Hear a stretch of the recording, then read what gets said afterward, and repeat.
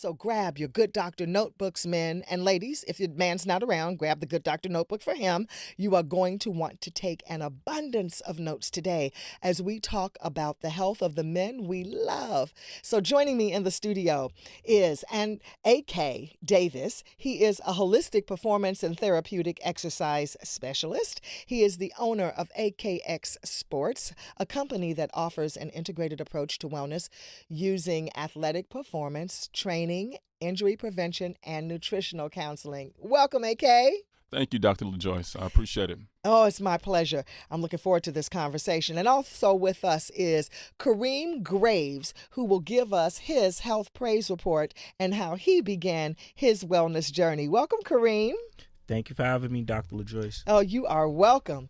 You know, Black men in the United States, unfortunately, suffer worse health than any other racial group in America. That's a fact. For example, as a group, Black men have the lowest life expectancy. Let me say that again. Black men have the lowest life expectancy than any other racial group in America. For example, as a group, Black men have... This is hard for me to talk about it like this. It really is. Compared to both men and women of other racial and ethnic groups, Black men are at the bottom. We should be rising to the top. We're working on that, which is why we bring you programs like this, especially right here on Siriusxm at UrbanView. When compared to others, there are vast discrepancies in health statistics for more than 17 million Black men. And this highlights a great need to address their issues, and we want to do it today. There are a number of reasons that can be pointed to as the causes for the poor health of the Black men. You know, racial discrimination is one of them, high rates of incarceration, unemployment, a lack of affordable health services, poor health education, which is this collective here is committed to health educating, cultural barriers, poverty, access to health insurance, and insufficient medical and social services that cater to Black men really negatively affect the quality of their lives. So I am going to defer to our expert, A.K. Davis, a holistic sports performance professional, a holistic nutritional practitioner who conducts therapeutic exercise and is a doctoral candidate for classical naturopathy. Like me, he wants to be a classical naturopath. A.K., please help us unpack all of this. And Dr. LaJoyce, I must say, this is very sobering, this information, these statistics, but they're very real. Mm-hmm. Everything that you said is based on our environment, the hostile environment that we live in, where we can be killed with impunity, with natural targets. And so these things can lead to stress. These things can lead to depression. And the depression can ultimately lead to, suicide. So these things are very real and very sobering. But some things that we can do, to help or to counter that is to, take control of what we have control of, our internal environment. That's right. Things that happen or things that we can control at home.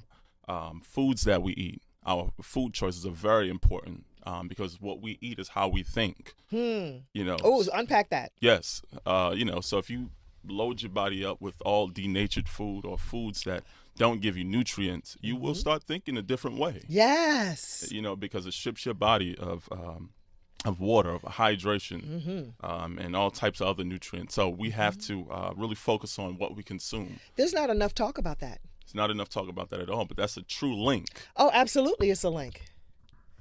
Denatured food. Yes, ma'am. But here he goes with the ma'am thing. I meant to throw that away. Sorry, Doc. Listen, you want to be friends with me, don't call me ma'am. I got you. No, but the denatured food, that's it's problematic unto itself. It's right up there with the genetically modified conversation. But the thought alteration, that's the conversation that's not had enough. Not at all. Because people do not link food and thought. Not at all. And those things are all connected. You talk about the physical, you talk about the mental. What you take in your body is exactly how you're going to think. You take in slaughtered food, scared food, dead food. You'll start to think that way. What's scared food? Come scared on. Food. You look at when you think about the slaughterhouses. Yeah. And how animals are treated. Come on. that definitely affects those cells, and those feelings, they definitely have effect on the human body when you take those dead foods in. And our bodies aren't graveyards. Come on. We're not meant to eat that type of food. Come on. And again, we have to get out of those old ways of thinking and the old way of eating. It's a new day. It's time for us to really change. Yeah, it's time for us to change it up a little bit. And I recommend having halal meat.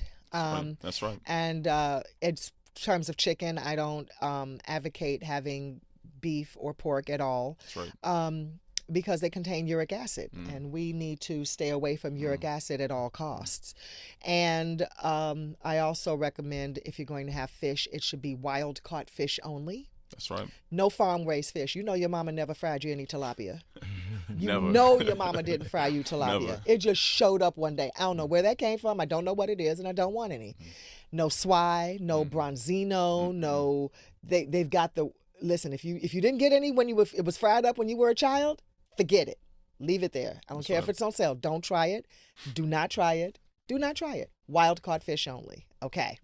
Fantastic. Well, that does it for our questions. I want to talk to Mr. Kareem Graves over here. He is a technology genius. Kareem, tell us about what you do professionally, and then tell us how you started your wellness journey. Could you move the mic closer? Absolutely. Thank you. I build applications and websites and help people get their money from different places online that they don't know exists. And that is what I do for a living. That's how I earn my money. Okay. When my wellness journey started was pretty much in the same place. Okay. How so? I was starting a new company. And when I started that company, me and my partner at the time, he told me that he was going to run a triathlon. And I was like, okay, whatever, bro. You're going to run a triathlon, I'll run the New York City Marathon. So needless to say, in 2016, I ran the New York City Marathon because he and his wife both ran a triathlon. Okay. So throughout the process, I thought to myself, well, how do you train and run a marathon? And, through my journey, I met Coach Davis, A.K. Davis, over there, and he actually helped me train and run the New York City Marathon with no injury, and he changed my diet, and he changed a whole bunch of things about my life. Wow. How far is that? Isn't that 36 miles or something? 26.2. Don't forget the 0.2. Y'all could have all of that. Because I don't think it's safe running is in the street. No. On any day. 26.2 miles is not safe. Not at all. Well, especially through the streets of New York City. Yeah, but it's not safe. It's not good for your body. No, it's awful for your body. Okay, if you're going to run, what kind of running do you recommend, AK? You trained him. Excuse me. I recommend sprinting, doing more fast, upbeat, quick pace stuff. Okay. Because it's less strenuous on the body in the long run. So Kareem is lean and tall, and how are you maintaining this, Kareem? And what was your lifestyle like before AK got hold of you? So I like to go to the chicken spot and eat chicken. I love fried chicken. I love Wendy's. Fast food was my thing because I'm always in front of the computer sitting up really late at night, and there was never anything else to eat. Or if I had to go out and get something, I had to run to the fast food spot, get a number 1 or number 2, and then come home, eat that, and sit in front of my computer. And then this guy got a hold of me, and one day I think we trained, and he told me what I should eat, and he gave me a bag of cashews and 2 pears. Yes. And I'll never forget it. And he's like, it's eat the cashews first, wait 30 minutes, eat the pears. And it was almost like dinner. So I mean, he changed my life. Like this guy, like he's a good guy. Like he changed my life, and I appreciate him. So you have a lot to live for because you've got this important work that you're doing, helping other people. But more than that, you're a father. Absolutely. Yeah. Little baby girl. That's right. I mean, and what does it mean for you? I mean, what have you seen modeled in your life, Kareem, that had you on this trajectory that really could have led you to a downward spiral and terrible health conditions? there was no one around me that ran, or no one around me that ate right. You know, my favorite holiday is Thanksgiving, obviously. My grandmother would cook, and it would be, you know, on. I would go to my grandmother's house, I would go to my aunt's house, I go to my uncle's house and collect plates. And that really, you know, was, you know, the cool thing to do in the family. Like, oh, you didn't get Nana's German chocolate cake. Oh, you missed out. So to brag about the food that we were eating was probably the thing that sent me, you know, to a different place of just eating that. Yeah. Thank you both for being here. I appreciate you. And both of you are men who are have families. Tell me about your what it means to you to be a father, AK. Oh, it's almost indescribable that you have a little one out there who depends on you, and you know you have to do everything you can to keep that little one safe. So it means a lot to me, so much to me. Beautiful feeling being a dad. Yes, yes. Kareem? It is the most gratifying thing on planet Earth. You get to see how you were with your parents, and, you know, listening to your mother tell you things, and now you're telling your little ones things. It's the most gratifying thing on this planet. You telling your little one things that your mother told you? Absolutely. Most definitely. We are definitely our mothers and fathers. Oh, definitely, for sure. And, you know, I just want us to pay homage to the father figures in our life, or the fathers in our lives. And I had the fortunate pleasure of having a daddy and a father. I had a daddy, of course, who birthed me, Daddy Duke, and he was just incredible. And he had impeccable speech, and took great care of his teeth, and was a horse enthusiast. He was the president of the New York chapter of the Black Farmers Association. He was a farmer. He had an okra farm, and he had a plan to put 2,000 Africans to work in Africa. He had bought 1,000 acres outside of Accra, and had a contract with R.J. Reynolds Tobacco to plant tobacco and cotton. My brother always says the last time black people and cotton got together, it wasn't good. But but you know, these were going to be, of course, modern conditions. But I was so grateful for the lessons that he taught me, even though he went to get a pack of cigarettes when I was in second grade and didn't come back.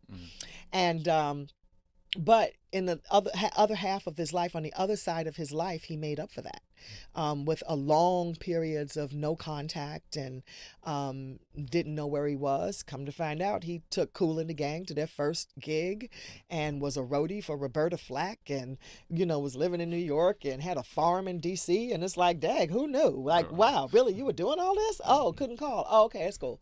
I turned out all right, though. And then I want to pay homage to my Bo Daddy, who picked up the slack and married my mom and took us on, and, you know, they were married for like 33 years until he died. And he died from gout and kidney failure and rectal cancer, and all of those things, because it's an acid condition. First is the gout, then here comes the diabetes, and the end of the line is cancer. And it was because of what he ate. But happy Father's Day to all of the fathers who are seated in their rightful places, who are there because they want to be and not because they have to be, and who are doing the right things to make deposits in the lives of children, and to have a cohesive family, because there's nothing like seeing a cohesive family unit. Right? I mean, how much better would we all be emotionally? Talk about that. So much better, because that's the balance that we all need. That's when you see a man and woman and child together, that's a sign of health. Oh, come on, say that again. Yeah, when you see man, woman, child together, that's a sign of health. That's a healthy, image that we all need to see. So it's very powerful. I love that.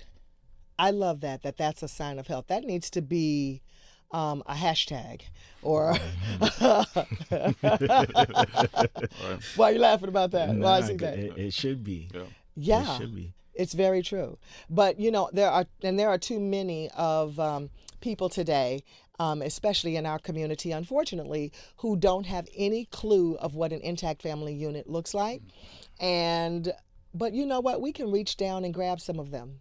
We can reach down and take some of them and bring them into our fold. Like we have a goddaughter whose mother died when she was 14, and now she's 25, and like we've been her godparents, like, you know, keeping up with her. So when you say you're going to be someone's godparent, you understand what that means, and it's important for them to see an intact family unit. It's very important. Important, yes. So if you have children in your family, you know, me encourage you. Like my mother used to say, there's always room for one more. That's absolutely right. That's right. There's always room for one more. So we always had people at our house. My mother was a teacher, and we'd come home from school and be like, who's that? She had somebody, oh, this is my little girl. But as a result of that, my mother taught school for 33 years, and she has children whom she taught who they say she saved their lives. And when I taught school, I still have 3 of my children who are really close. In fact, I made that German chocolate cake for that brat who I taught. And he, you know, and when his mother died, we stepped in. Sure did. And so that's what we need to do. We need to each reach one, teach one.